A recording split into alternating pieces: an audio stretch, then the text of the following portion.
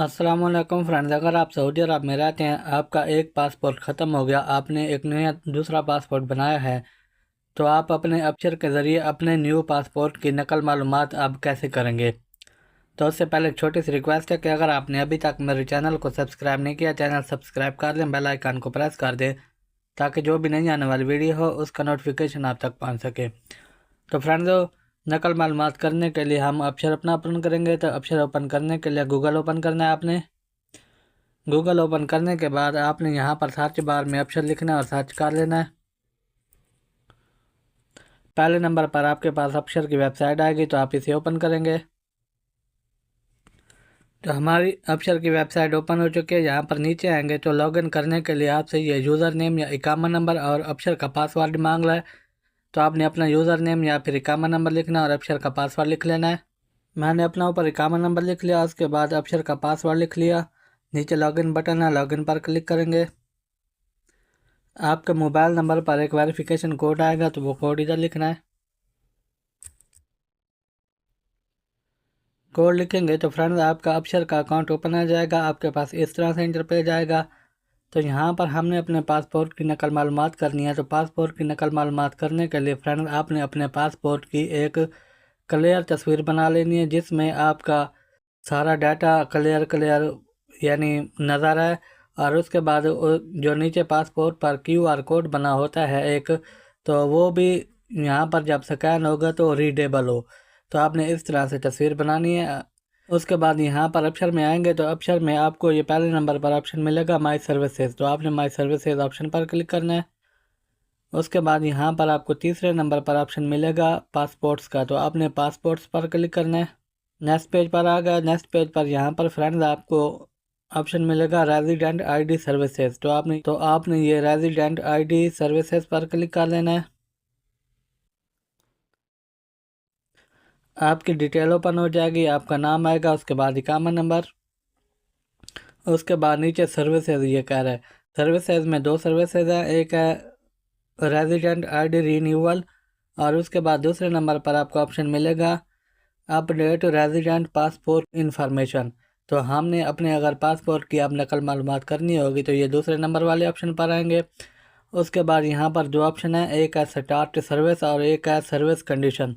तो हम अगर सर्विस कंडीशन पर क्लिक करें तो यहाँ पर इनकी जो सर्विसेज की कंडीशंस हैं वो यहाँ पर दी गई हैं, जिसमें ये कह रहे हैं कि आपकी उम्र 18 साल से कम ना हो अगर आपने अपने पासपोर्ट की नकल मालूमात करानी है, यानी आपकी उम्र 18 साल से ज़्यादा होनी चाहिए। उसके बाद दूसरे नंबर पर ये कह रहे हैं कि आपका जो पासपोर्ट है वो 5 साल के अंदर, यानी 5 साल का अगर आपका पासपोर्ट है, आपने उसके बाद दूसरा बनाया, तो अब आप अपने पासपोर्ट की मालूमात कर सकते हैं। यानी 5 साल के अंदर एक बार आप नकल मालूमात कर सकते हैं अपने पासपोर्ट के। उसके बाद तीसरे नंबर पर यह कह रहा है कि आप का जो पुराना पासपोर्ट है उसकी मियाद अक्षर में 12 महीने से कम होनी चाहिए, तब आपके पास नया जो आपका पासपोर्ट होगा उसकी नकल मालूमात होगी। उसके बाद फ्रेंड्स नीचे वाला ऑप्शन में ये कह रहा है कि आपके अगर आपने पासपोर्ट की नकल मालूमात करनी है तो आपके इकामा पर कोई भी ट्रैफिक वायोलेशन का फ़ाइन यानी जुर्माना नहीं होना चाहिए। अगर होगा तो पहले आप अपना वो फ़ाइन भरेंगे, उसके बाद आपके पासपोर्ट की नकल मालूमात होगी। उसके बाद लास्ट में ये कह रहा है कि अगर आपने अपने पासपोर्ट की नकल मालूमात करनी है तो आपका हरूब ना लगा हो, यानी अबसेंट फ्रॉम वर्क आपका स्टेटस नहीं होना चाहिए। अगर आपका स्टेटस अबसेंट फ्रॉम वर्क होगा तब आपके पासपोर्ट की नकल मालूमात नहीं होगी। तो ये सारी चीज़ें इनके टर्म्स एंड कंडीशन है, आपने ये पढ़ भी लेनी है। उसके बाद नकल मालूमात करने के लिए स्टार्ट सर्विस लिखा हुआ है, स्टार्ट सर्विस पर क्लिक करेंगे। स्टार सर्विस पर क्लिक करेंगे तो यहाँ पर फ्रेंड्स नेक्स्ट पेज पर आ जाएंगे। नेक्स्ट पेज पर ये उन्होंने बताया हुआ है कि please upload a clear high quality image, यानी आपने अपने जो न्यू पासपोर्ट की तस्वीर बनानी है वो हाई क्वालिटी इमेज होनी चाहिए, जिसमें आपका पासपोर्ट का जो QR कोड होगा वो रीडेबल होना चाहिए। यानी ये बता रहे हैं कि MRZ QR कोड होता है, तो वो यहाँ पर जब हम तस्वीर अपलोड करें तो वो ऑटोमेटिक स्कैन हो जाना चाहिए। इस तरह से तस्वीर आपकी होगी तब यहाँ पर नेक्स्ट प्रोसेस होगा, अदरवाइज़ एरर आएगा, वो बताएगा कि आपकी तस्वीर सही नहीं है, दोबारा तस्वीर बनाएं। आप मोबाइल से भी बना सकते हैं तस्वीर, लेकिन तस्वीर साफ़ सुथरी क्लियर होनी चाहिए, स्कैन हो जाए। अगर आप प्रिंटर से स्कैन करवा सकते हैं तो आप वो भी चल जाती है, यानी जो भी तस्वीर आप अपलोड करें वो यहाँ पर स्कैन हो जाए। तो यहाँ पर तस्वीर आपने अपलोड करनी है। तस्वीर अपलोड करने के लिए ये जो तीर का निशान है इस पर क्लिक करना है। यहाँ पर लिखा हुआ है friends upload new passport picture, यानी आपने अपने नए पासपोर्ट की पिक्चर अपलोड करनी है, पुराने पासपोर्ट की तस्वीर की कोई ज़रूरत नहीं है। तो यहाँ पर तीर पर क्लिक करेंगे, आपके मोबाइल की गैलरी ओपन हो जाएगी। आपने अपनी तस्वीर सिलेक्ट कर लेनी है पासपोर्ट की, और तो ये सिलेक्ट कर लेंगे हम। सिलेक्ट करेंगे तो फ्रेंड्स ये स्कैन कर रहा है, आपके जो पासपोर्ट की आपने तस्वीर सिलेक्ट की है वो स्कैन कर रहा है अक्षर में। तो यहाँ पर आप देख सकते हैं कि ये कह रहा है आपकी जो तस्वीर है ये रीडेबल नहीं है। तो अब हम दूसरी तस्वीर सिलेक्ट करेंगे।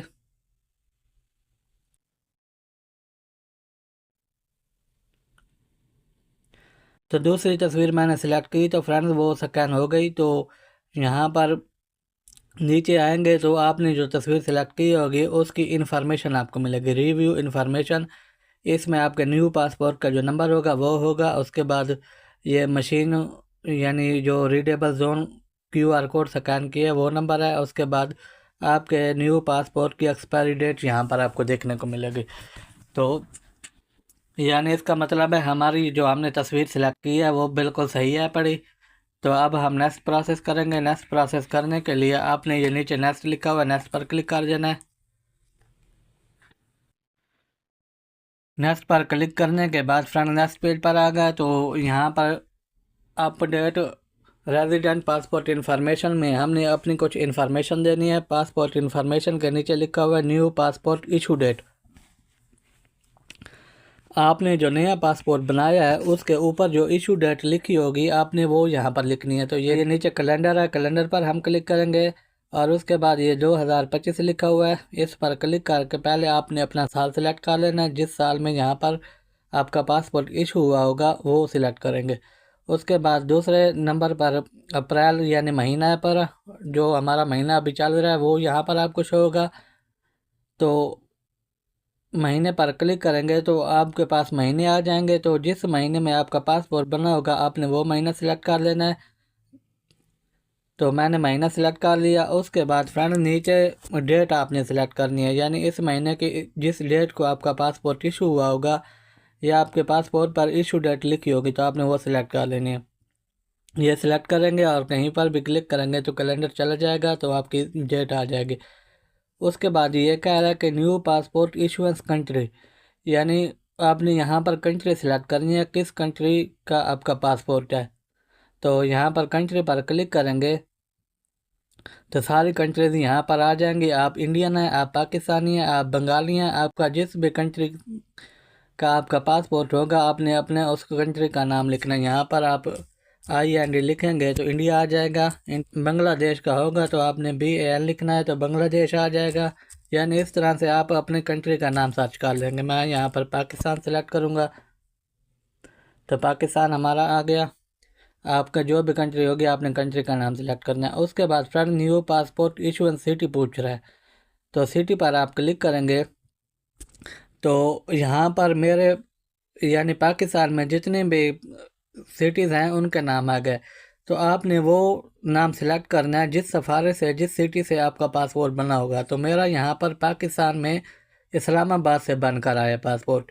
ये हम जो ऑनलाइन अप्लाई करते हैं तो हमारा पासपोर्ट इस्लामाबाद से बनकर आता है। तो अगर आपने ऑनलाइन अप्लाई किया होगा तो आपने फिर इस्लामाबाद सेलेक्ट कर लेना है। उसके अलावा अगर आप छुट्टी गए और आपने इस्लामाबाद के अलावा किसी भी करीबी सफारत खाने से अपना पासपोर्ट बनाया है एम्बेसी से, तो फ्रेंड्स फिर आपने उसका नाम सेलेक्ट करना है। नेक्स्ट पर क्लिक कर देंगे।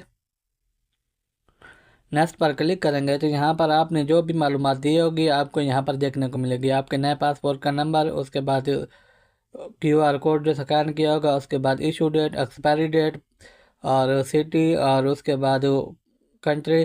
तो ये इनमें से अगर कोई भी चीज़ आपकी गलत हो, आपको लगे सही नहीं है, तो आप वापस जाकर चेंज भी कर सकते हैं। उसके बाद नीचे आएंगे तो ये फ़ीस इन्फॉर्मेशन है। फ़ीस इन्फॉर्मेशन में सर्विस फ़ीस इनकी 60 रियाल है और उस पर जो टैक्स है 9 रियाल है। तो यानी 69 रियाल हमने टोटल फ़ीस पे करनी है। तो यहाँ पर नीचे टर्म्स एंड कंडीशंस हैं, तो टिक लगाना है, एग्री कर देना है। और नीचे आपको ऑप्शन मिलेगा अपडेट पासपोर्ट इन्फॉर्मेशन, तो आपने अपडेट पासपोर्ट इन्फॉर्मेशन पर क्लिक कर देना है। जैसे अपडेट पासपोर्ट इन्फॉर्मेशन पर क्लिक करेंगे तो नेक्स्ट पेज पर आपसे आपका कार्ड मांगेगा। ये कह रहा है कि आप अपने पासपोर्ट की मालूमात की जो फ़ीस है वो पे करें।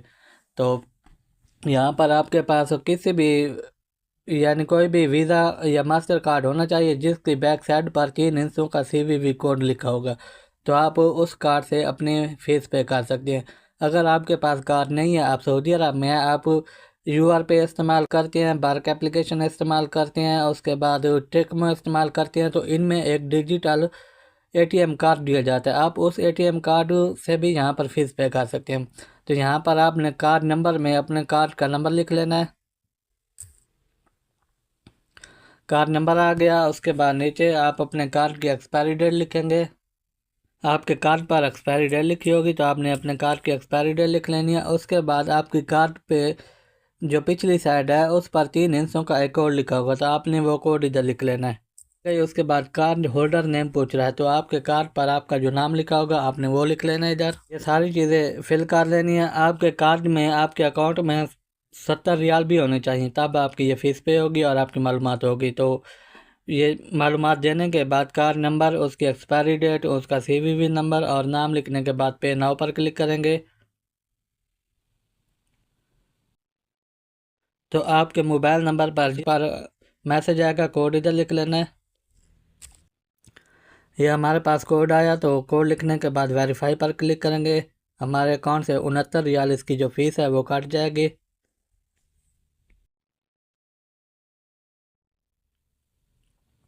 तो यहाँ पर आप देख सकते हैं the passport information has been updated successfully, यानी हमारे पासपोर्ट की जो नकल मालूमात है वो हो चुकी है और हमारे अकाउंट से पैसे कटे हैं, तो वो मैसेज भी आ गया।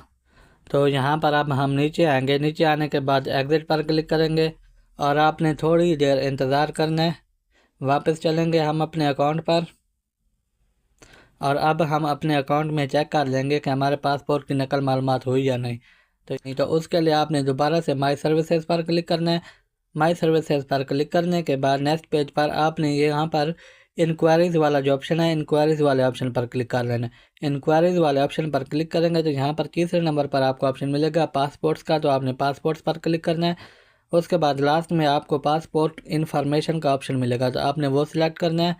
तो यहाँ पर आप देख सकते हैं आपके पासपोर्ट का जो नंबर होगा वो चेंज हो गया होगा, नए पासपोर्ट का नंबर आ गया होगा। तो ये इशू डेट भी अब नए पासपोर्ट की होगी। उसके बाद यहाँ पर पासपोर्ट टाइप और उसके बाद आपने जो सिटी सेलेक्ट की होगी, एक्सपायरी डेट जो होगी अरबी में भी आपको देखने को मिलेगी। और यहाँ पर आप देखें तो एक्सपायरी डेट अब मेरी चेंज हो चुकी है। 2035 तक हमारा पासपोर्ट है तो उसकी एक्सपायरी डेट आ रही है, तो इसका मतलब है हमारे पासपोर्ट की नकल मालूमात हो चुकी है।